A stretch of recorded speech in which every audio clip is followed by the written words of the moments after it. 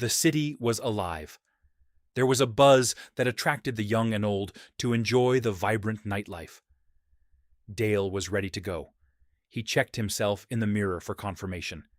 He checked all the boxes. His hair was perfectly slicked back, new golden brown leather jacket, fresh from the store, and his go-to dancing shoes. He was going to take the town by storm. Dale, ready to go or what? Yeah, I'm coming. Dale almost had to pry himself away from the mirror. If Dale was gay, he probably would have tried to fuck himself already. That's how confident he was. Dale slipped in the back seat of the taxi that was taking him and his friends to the heart of downtown. You fellas ready to get fucked up or what? I've been looking forward to it for a while now. Since last Friday night. Well, we haven't seen this bar before. Let's just check it out first. Hopefully the music is better than that one bar. The music was terrible in that one. Yeah, it was so bad. No wonder there were only 3 people there. Yeah, us. We were the 3 people. I think this bar's good, though. It's got some decent reviews. Plus, if it sucks, we'll just go to our usual spot. The cab parked by the bar. The 3 men got out of the taxi and confidently walked in the club. The music was loud, and everyone was dancing. This was a good spot. Dale and his friends ordered a few drinks each. Once they were ready, they entered the dance floor. This was Dale's time. Even though it is common knowledge that in a nightclub, enthusiasm is the most important skill to have when dancing, Dale actually had talent. He was like John Travolta from Saturday Night Fever. He didn't need to approach any women on the dance floor. They all approached him, and they all had to get in line for his attention. As Dale was dancing, a beautiful blonde-haired woman started to dance in front of him. They were in sync. The music was perfect. The scene was set. It was magic. It was like they were the only 2 in the room. What's your name? Valerie? What's yours? Dale. Can I have your number? Yeah, for sure. The woman pulled out her phone as Josh gave her his number. Once she entered it into her phone, she stopped dancing and started to leave. Wait, where are you going? I got what I came for. I'll see you around. She kissed Dale deeply before walking away. He was feeling pretty good, but the truth is, this wasn't anything unusual for him on these nights. He kept dancing, before another woman approached him and started dancing. It was a little more explicit. It was more hands-on and provocative. What's your name? Lila. Lila, I'm Dale. Valerie was the woman that Dale was going to see again in the future. But Lila was the one he was going to sleep with tonight. Want to get out of here? Definitely. Dale and Lila quickly left the bar and waved down a taxi. Their hands were all over each other. The excitement was almost too much for them. Dale couldn't wait to go back home. Kieth, where are you? I'm here, sir. We have intel that the enemy are gathering an attack near the outskirts of the city. We need you and your men to disrupt the attack and hold them off until we can get our supply chain ready. I expect you and your battalion will plan out your objective. Roger that. Kieth walked away from his commander and to his fellow soldiers. He respected his leaders, but he felt as though they didn't respect him. Sure, maybe it is a sort of toughening up process that they were quickly forced to go through since their country was invaded. But Kieth has been in the front lines for a few battles now, and felt as though he has shown his value to his platoon, commanders, and most importantly his country, yet he feels as though he is just seen as a human shield. All right, listen up, men. Our commander has given us an objective. We have word that the enemy is planning an attack on the outskirts of the city near the northwest region. The attack will most likely take place at midnight. We are ordered to disrupt the attack until our supply line gets here. Shit, Keith, that can take days. Then it will take days. We have to hold them off. If we don't disrupt their attack, then they will be able to enter the city before the supply chain gets fixed and the city will be taken. It may seem like a suicide mission, but we have no choice. This is our land, this is our city, and our country. We cannot let them win, and tonight is the first step to achieving this goal. All right, so this is what I'm thinking. It was almost time. Kieth was nervous, as he usually was during these moments. Every minute he looked at the clock, and every minute seemed to be moving by faster than before. Kieth got dressed. He put on his armor, his weapons, radio, boots, and helmet. There were no mirrors in the base, but Kieth imagined he looked like the Michelin Man, carrying all this weight on him. It didn't matter. He's done this more than a few times to know once the bullets start firing, his adrenaline will be so high he won't feel any weight at all. All right, men, let's roll out. Kieth and his soldiers were in position outside the city. Not a single shot was fired, and they felt as though they were already getting killed by the anticipation. They couldn't say a word. They just had to stay silent and hope the enemy falls into their trap. But there was nothing, just silence. Then they heard a noise, multiple noises. It was them, the enemy, marching into the city. Kieth put his hand up to his men behind them, signaling for them to wait for his command. They waited and waited. Kieth took a deep breath. Now was the time. He quickly opened fire on the enemy, as his fellow comrades did the same. Dale woke up late. He looked beside him and saw Lila naked in his bed. She was still sleeping. He slowly rose to his feet and started eating breakfast in his kitchen. He obviously wanted nothing to do with Lila. He didn't feel much of a connection, or at least not as much as a connection that he did with Valerie. He just hoped Lila is on the same page. But he knew that wasn't the case.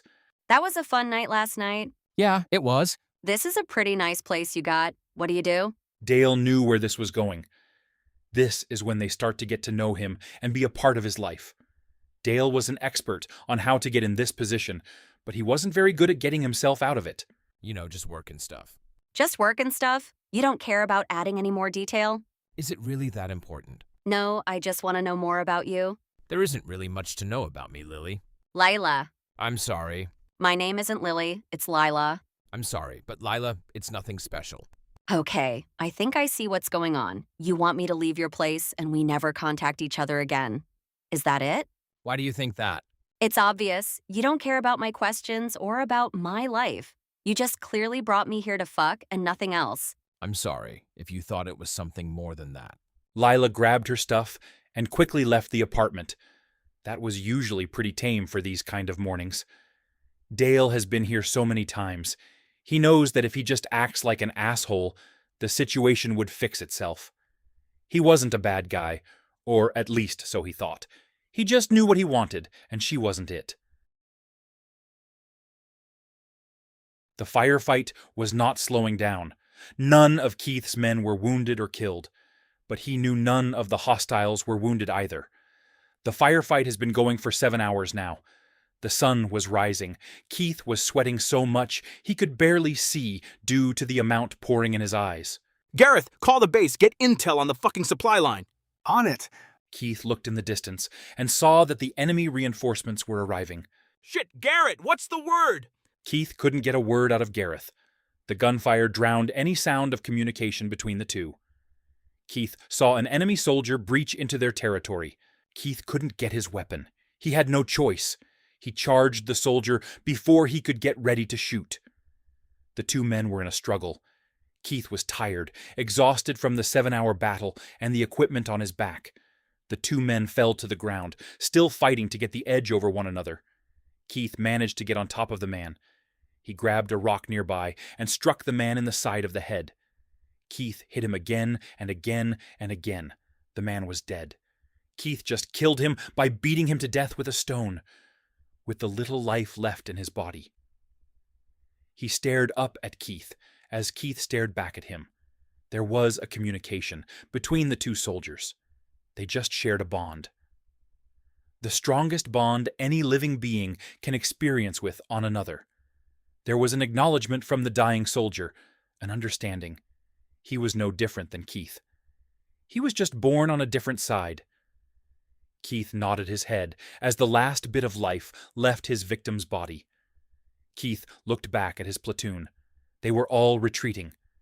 Kieth was now surrounded by enemy soldiers, pointing their loaded weapons at him. Kieth put his hands up and surrendered himself to the enemy.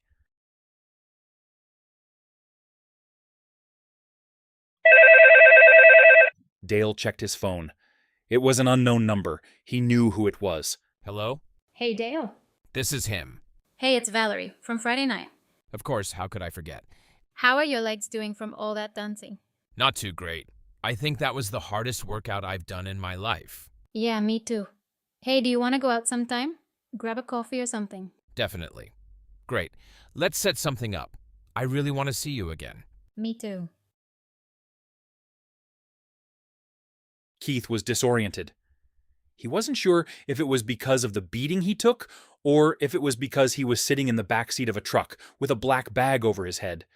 It was probably both. Kieth knew it was only going to get worse. If that beating made him feel like this, he could only imagine what he was going to endure in the future. The truck stopped. Kieth felt two separate hands grab his arms and pull him out of the truck. He was so depleted of energy, it felt as though the soldiers were carrying him. They then threw him to the concrete floor and took the bag off his head. He was in a cell with other POWs, a small room with nothing but buckets to shit and piss in. Everyone in the room looked as though they've been starving for weeks. He was seeing his future.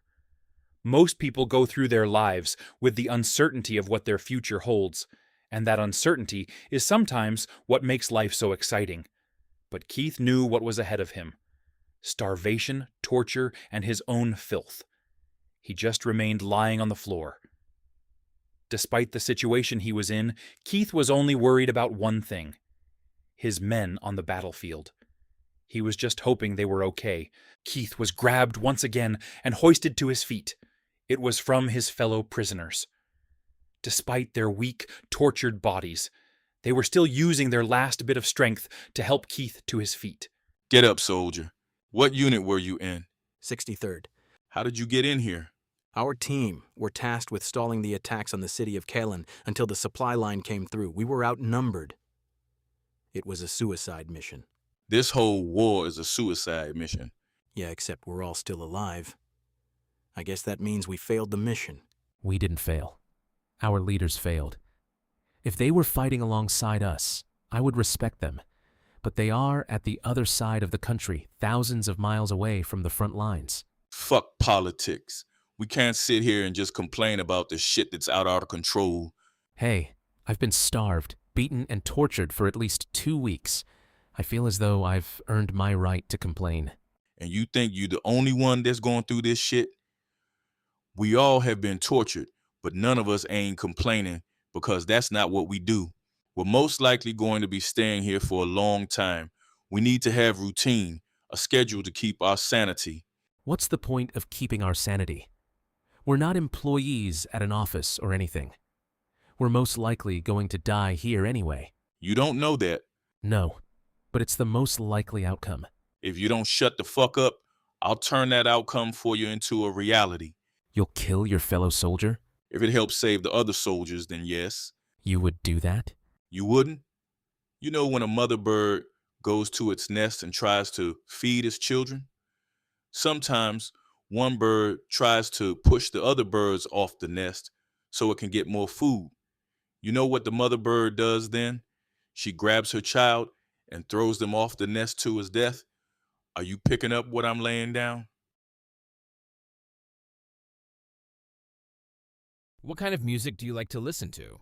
I like everything. Old or new, classical or rock. Or classic rock. If it's good, it's good, you know? Yeah, I hear ya. Music is one of the greatest inventions ever. I mean, what else can get your body moving like that? Do you know what stereograms are?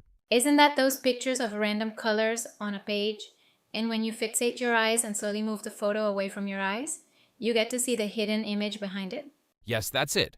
Exactly. But what's cool about it is that the image that you are seeing is different than what I am seeing. You are seeing the image that is hidden inside the clutter of colors and random patterns. I only see randomness, but you are seeing the true image behind it. It's kind of like music. Sometimes someone just hears a clutter of noise put together and it just sounds like just that. Noise. But for someone else, they could hear the meaning and the feeling that is hidden in the clutter of noise. And that clutter of noise can be amazing. Yeah, I remember a song by the Smashing Pumpkins called Tonight Tonight. You know, you can tell that the songwriter for that song really was putting something meaningful into it. It was like a song to his younger self. His younger self was struggling and had a lot of self-doubt, and he was telling him, like, just believe in me as I believe in you. But you can tell there was message behind it that you could feel and understand. But not everyone feels it. Someone else probably will listen to that same song and think, meh. But when I listen to that song, it really brings something out of me. Well, that probably applies to all things as well. Poems, songs, movies, shows, books. I mean, art is about what the viewer takes out of it, not what the artist puts into it. But sometimes what the artist puts into it is so real and so raw that you cannot deny its presence. Dr. Suez had a quote along the lines of, "To the world you might be one person, but to one person, you could be the world." Perhaps that song or book isn't going to affect everyone who reads it the same way, but it doesn't have to. It can just affect that one person and change their lives. True. But you won't make any money from that one person. I feel if your motive is to make money from creating art, then it's not art. Because if that is your motive, then you're just making someone else's art, which is not art, because art is all about authenticity. I agree.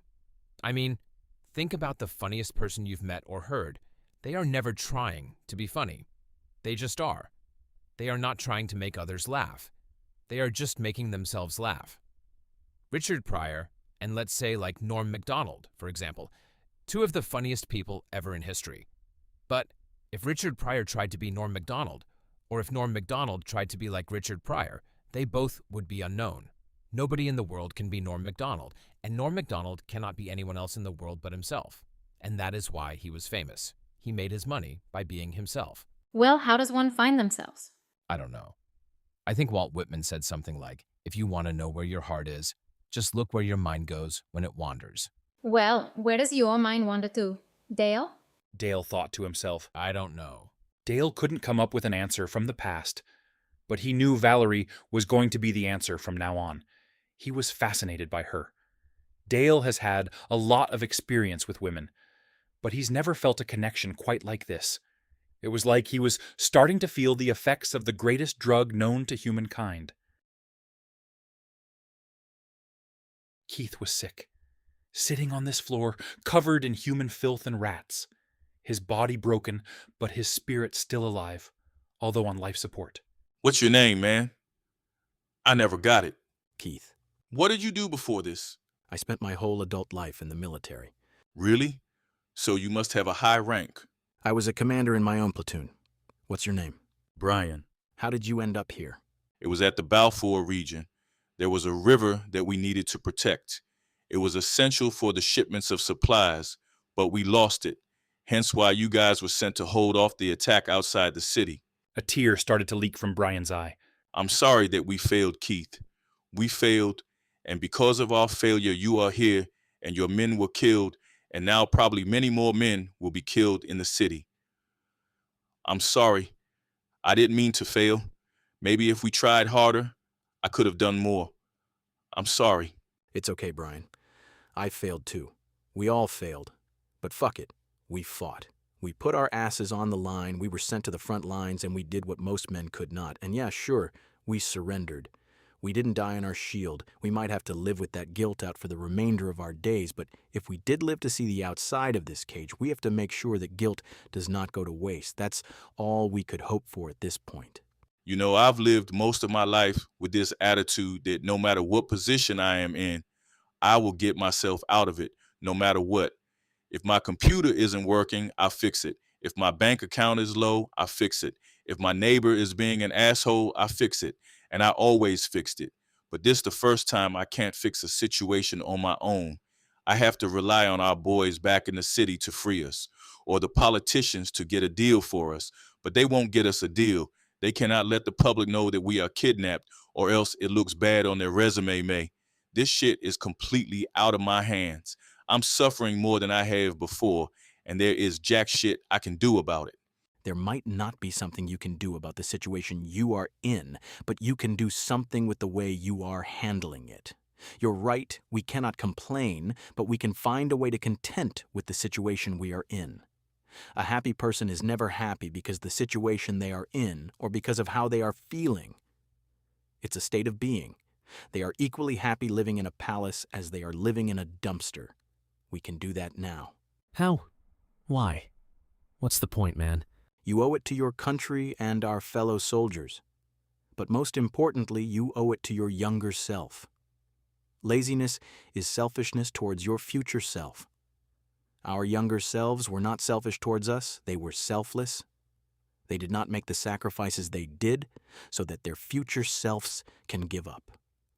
We owe it to them so our future selves can owe it to us. So do you ever want to do this again sometime? Definitely. Great. Next week? For sure. We'll keep in touch. Dale felt like tap dancing down the street. I guess this is what being in love is like, he thought. He understood the hype now. He only had one date with this woman, and all of a sudden it seemed like she was the only thing that mattered. It would have taken a meteor hitting the earth to stop him from feeling this way. Dale got home and just sat on his sofa. No phone in his hand, no book, no TV. He just put his hands behind his head and stared at the ceiling. He was waiting for this amazing drug to wear off, but it felt like he was experiencing the peak of it, and it was going to last forever. You made it. You are finally here. We've missed you so much. Kieth looked at his surrounding. He saw his wife and his kids welcoming him home in front of their house. Tears were flowing down his cheek. He couldn't believe it was happening. It was almost too good to be true. Oh, shit. Wake up, motherfucker. The guards entered the room. They tied Kieth's legs and hands together as they placed a rope around his neck like a leash on a dog and dragged his body across the floor out of the cell. The rope was choking the life out of him. He didn't know what was hurting more, the pain of suffocating or the pain of the burning sensation from the robe being pressed against the skin of his neck. He was placed on an operating table. What is your name, soldier? Kieth said nothing. Not one for talking. I guess I expected that. You know we can't do much with that information, right? I mean, what difference would it make if your name was John Doe or John Dipshit? We can't do much with that information. But what we can do is find out the defense plans in the city of Colin. That would be nice. But since I know you are not going to say anything right now, I figure I would ask you which procedure you want to go through first. How about I'll just start at the easiest one and slowly work my way up? A towel was placed over his mouth as gasoline was being poured on top of it. He was once again suffocating. It burned the wounds on his face. It burned the insides of his mouth. He wanted to puke so badly, but he couldn't. He was on the verge of passing out, then it stopped, and the towel was removed. Kieth spat the remaining gasoline out while gasping for breath. The pain felt deep, not just in his lungs, but as if it was from the depths of his soul. What was that? You want to say something? Kieth was fighting for his life, just to gather up enough air to answer the man. Yes. And what do you have to say, exactly? After several more painful breaths, he moved his head as close to the torturer as he could. He used the remaining energy in his body to spit in his face. Fuck you. That's my answer. The cloth was placed back on his mouth before the gasoline was poured back onto him. Kieth was fighting for air, but there was none. Suddenly there was nothing. Darkness. Then he came back to, once again gasping for breath. He felt as though his lungs were collapsing in itself. For every breath he took out, only 1% of that he could breathe in. We have many adrenaline shots at our disposal. Your body will protect itself by passing out as it just did now, so it can stop the immense pain that you feel, because you can't take it anymore. But don't worry. These adrenaline shots never fail to bring anyone back to reality. I'm in no hurry. And to be honest, I'm getting kind of bored of this procedure. I'm going to move on to the next torture method. Keep in mind, it's only going to get worse from here. Kieth's body was broken. His mind was broken. The only thing that he had left intact was his spirit, and he needed it to be stronger than ever. He took a deep breath. Got any questions? Yeah. When does the hard part start? Do you ever think to yourself, am I really in this position? Dale and Valerie were walking side by side through the park. What do you mean? I don't know. Sometimes I feel as though my whole life, everything was given to me, and then now I am doing it myself, and somehow I found myself in this position. The people I meet, the job I have, I mean everything. Is it like you feel as though you are not supposed to do what you're doing, but you're doing it anyway? Yeah, sort of. It is a weird feeling in a way when you decide to exercise your free will. You know, I remember when I was shooting guns at this ranch with my hockey team, and I remember holding a loaded gun in my hand, thinking to myself, I am one choice away from ruining my life. I shoot this person, my life is over. You didn't shoot him, did you? No, of course not. But it got me thinking, like, if one decision could ruin my life forever, then there has to be a choice out there that could enhance my life forever. Like you make one decision, and all of a sudden everything starts to fall in place. The two sat down on a park bench, overlooking the sunset peeking over the hills in the distance. Yeah, or like there was a blockade that was clogging the flow in my mind, and this one decision lifted up the blockade, and all of a sudden, everything started flowing once again. So you felt as though you ran into a blockade. As in, everything was flowing perfectly, but then it just stopped, and it just takes one decision to free the blockade? Yeah, or maybe it was just time to form a new river, sort of speak, because I am finished with the one before. Like I completed the last phase of my life, and it's kind of going on repeat. You know, I'm ready for the next phase, but I don't know what it is or where to find it. So to enter this next phase, you have to make a series of choices to find out what it is. But how do you know what it is to influence the types of choices you make? You have to know what it is you want before you make the choices to get there. Maybe for some people, but not for all. Picasso did say, you must first draw the line before you know where it's going. Some people, I think, don't know what they want. They kind of have to try all kinds of hats. I always thought it was odd that when you're 16, you are just starting to figure out who you are. And then 2 years later, you have to decide what you have to do for the rest of your life. I barely know who I am as a person, and now I have to find out what I want to do. I've barely done anything in my life to know what to do. That's the average person's situation at that age. For sure. Maybe one of the ingredients to the recipe of a mundane, lifeless life is a lack of choices. The lack of decisions that someone makes. It makes sense. The more choices you make, the more your life will change, whether for better or worse. Suppose a person is just their choices or lack thereof. Or maybe the ingredients is the choices or decisions one makes in their life, and the recipe is the life itself. If the recipe is bland and has no flavor, it's because it lacks ingredients. The same with someone whose life lacks flavor is because it lacks the ingredients, which is the choices they make. Right. But some of the best dishes for some people lacks a lot of ingredients. Sometimes the simple dishes with 2 or 3 ingredients are the ones that taste best to some. Not all people want an exciting life. Maybe they just want bland and boring. I guess it would be like a game. You don't play a video game and not make any choices in it. True. But the thing with a game is that you get multiple retries. We can't quick save this moment right now and spawn back to it when things go bad. Right. But what would be the point of playing the game then? It's the game of choice. And if you don't make any choices, then you're not playing. Well, I am very glad about the choices I've made recently.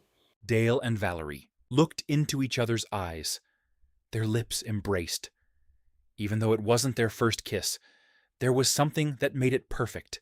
It was magical, an otherworldly experience that elevated them into new worlds. Their souls were intertwined into a new being far beyond the human level. It can't be faked. It can't be forced. It was a completeness that brought the dark to light, death to life, and earth to heaven. You sure know how to take it. I bet you've dreamed of fucking your wife back home, but don't worry, you're getting fucked hard now, aren't you? Kieth could handle the physical torture. The waterboarding, the car cables, third-degree burns and mutilations. The mental torture is the ones that he was nervous for. Being sodomized by a sadist who sees you as that of a lesser man can do long-term mental and spiritual damage far more painful and long-lasting than any physical one, especially when they placed a mirror in front of you, force you to stare at it during the raping. The guards flipped Kieth on his back. The torturer looked down at Kieth's rotting body and stared into his eyes. You want to know what's funny? We already had the information that we needed. This shit was just for fun. You could have stopped this hours ago and it wouldn't have made a difference. He started laughing, as well as the rest of the guards in the room.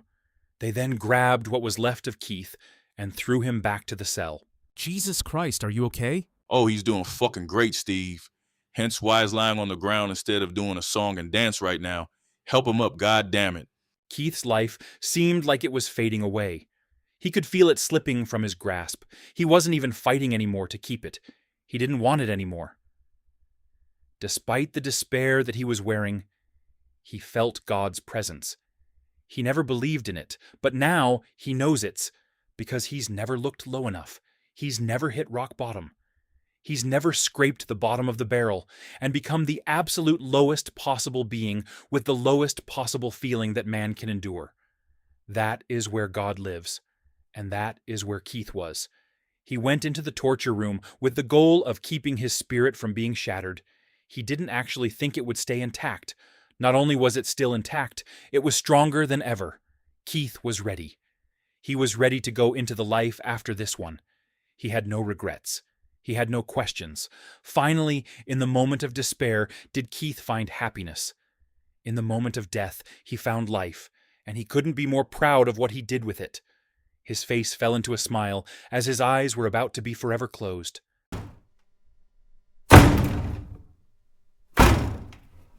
Soldiers bursted through the dungeon. They weren't just any soldiers, they were Kieth's soldiers. Sir, we found the prisoners. They are still alive. Where's Kieth? Kieth! You're okay, you're fine. Medic! Someone get a medic, quick! Kieth was being carried to a helicopter. He had doctors surround him, trying to keep him alive. They were doing everything, but Kieth knew it was up to him if he wanted to continue. He didn't know if there was much reason for him to keep going, but there was something inside him that wasn't giving up. There was still something that made him want to fight for his life. Dale woke up in his bed. He looked beside him and saw that Valerie was gone. He looked around his apartment. She was nowhere to be seen. He checked his phone and saw no text messages or phone calls from her. Where did she go? Maybe she just went to grab something. As Dale looked around his apartment, he saw a note on his counter table. Dear Dale, thank you for the week. I was only supposed to be in the city before leaving back home to my husband and kids. I changed my number so you won't be able to contact me. I'm sorry if I deceived you. I never meant to fall in love this week. I never meant to feel so connected with someone in a way that I never knew possible. Unfortunately, I have my children to look out for, and as a mother, it is my duty to live for them and not for myself. Therefore, I must go back to them and their father. Maybe in the next life or the life after this one, could we share our moments together once more? Until then, thank you and have a great rest of your life. Kieth arrived back in his home city. He wasn't sure if the city was different or if he was different, but something felt weird. This should be the greatest day of his life, but it didn't feel like it. He saw his house, his wife and kids waiting for him at the door. He ran over and hugged each person. I'm so happy, Kieth. I'm so happy you're home. Me too. But he wasn't. What do you want to do? We should do something. Celebrate. We shouldn't. I'm sorry, honey. It's just, I've been through a lot. All I want to do is be by myself for a bit. Yeah, for sure. Whatever you want. We could just spend time with just ourselves. No, I mean, I need to be alone for a moment. I'm sorry. It's not that I don't love your presence. It's that my mind needs to rest. Of course. I understand. Kieth could see she was disappointed, but he truly did need some space from the world. Kieth went for a drive downtown. He entered a local bar and ordered a drink.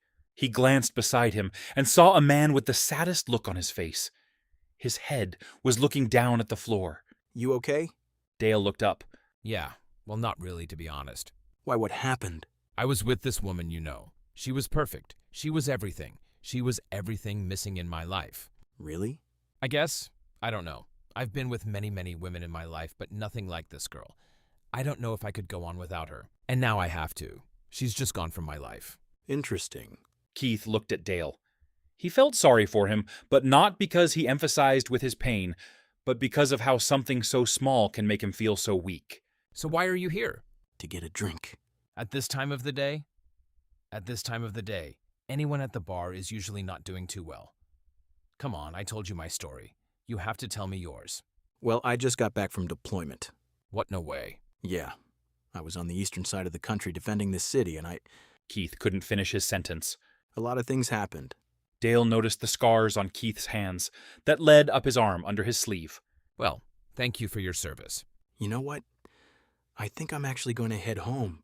Keith hurried out the bar and drove away. Dale was looking at Keith drive away. He was thinking to himself, "Another drink?" No. No, I'm good. I think I'm going to go home, actually. As Dale was driving back to his apartment, he felt different. The past 10 hours, he's been depressed about losing who he thought was the love of his life. But it was nothing. Dale went to the bar to drink himself to death to deal with the pain, and he ended up fixing it completely without almost any alcohol. He got back to his apartment, to the balcony, and thanked Valerie for the time they had together. He didn't know where she was, but he hoped she received his message. It was dry. It was always dry on this side of the country. As the helicopter touched down, Keith quickly ran off to avoid any dust from entering his face. He was greeted by Brian. "Welcome back, Keith. You gotta be one of the craziest motherfuckers in the world to volunteer to go back to war after the hell you just went through." Sometimes living during the trauma is better than dealing with it afterwards. Little did I know the torture was going to be the most exciting time of my life. "Well, let's get kidnapped again then, shall we?" Keith laughed. He was finally happy to be exactly where he belonged.